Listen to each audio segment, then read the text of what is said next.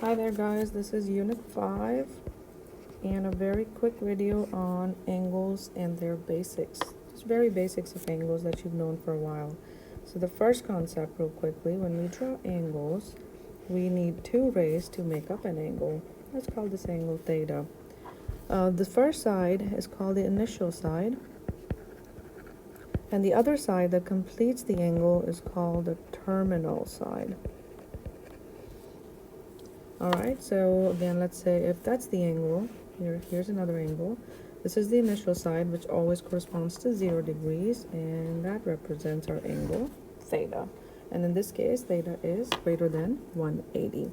The other thing, real quick, you know already, but most of the times, it's been so long, counterclockwise, and I'm going to box this,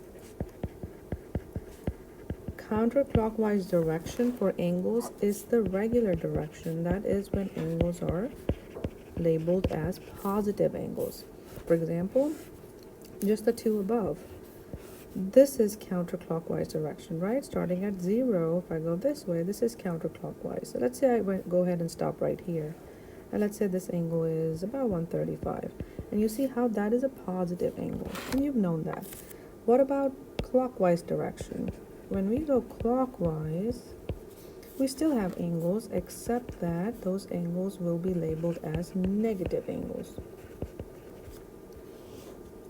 Example, let's say I want to go 135, but in the negative direction. That would be going clockwise. 135, so this is about 90, and somewhere here should be 135, because if I go farther than that, then I'm going to hit this line, which is 180 degrees. So about here.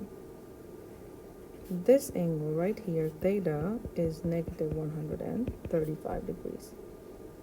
Alright, the other quick review y'all would want to know are the quadrants. A lot of times we forget which quadrant is which. Let's label them. Quadrant labeling start from the top right. This is quadrant 1, quadrant 2, quadrant 3, and quadrant 4. The other things, this is 0 degrees right here. This would be 90, 180, 270, and back to, this would be 360, which is the same as 0 degrees. But if I keep going in circles, then that 360 can increase. We can have numbers higher than 360. The only difference is we are going round and round on the same coordinate plane. So some examples,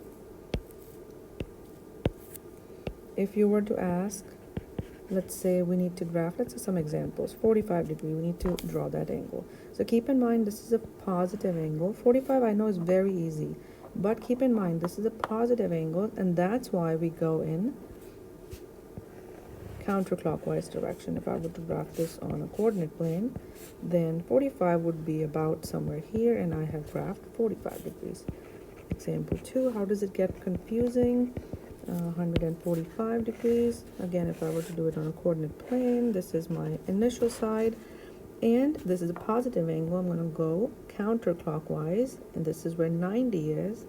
145 would be 90 plus 55-ish, so about somewhere here, and I have drawn a positive 145 degree angle. Let's say negative 150 degrees. Now just because this is negative, I need to swap my direction. I'm going to start going clockwise now. This is still 0 degrees, and this is still my initial side, but 150 in the clockwise direction.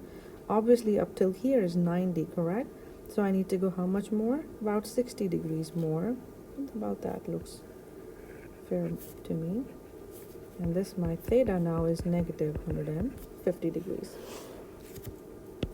Okay, example 4.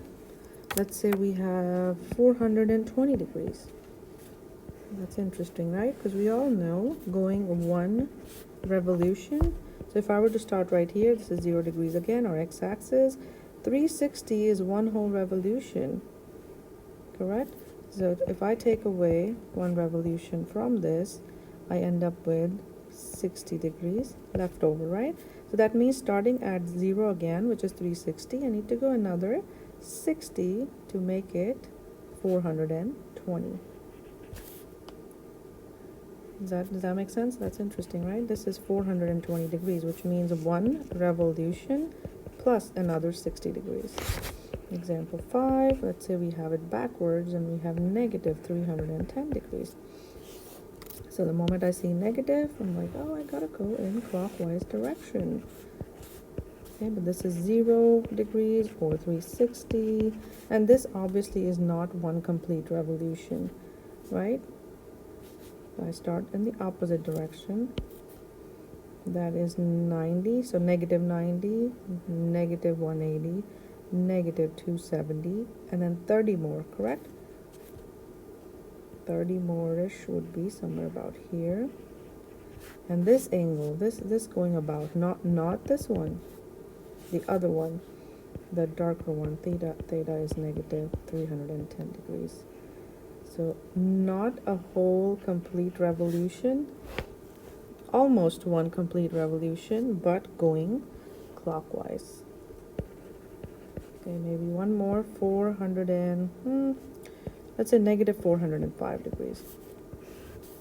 And keep in mind, the negative just tells me the direction, but I also know one complete revolution is 360.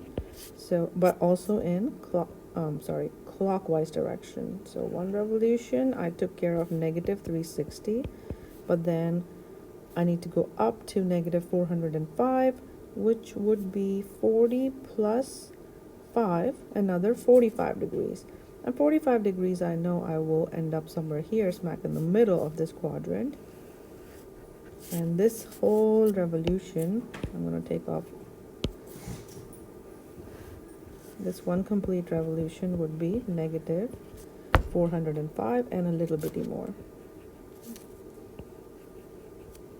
All right. Also, just notice that this angle ended up in quadrant 4. This angle right here ended up in quadrant 1. So know your quadrants as well. This angle ended up in quadrant 1. This angle is in quadrant 1, 2, 3. This is in quadrant 2. This is in quadrant 1. All right.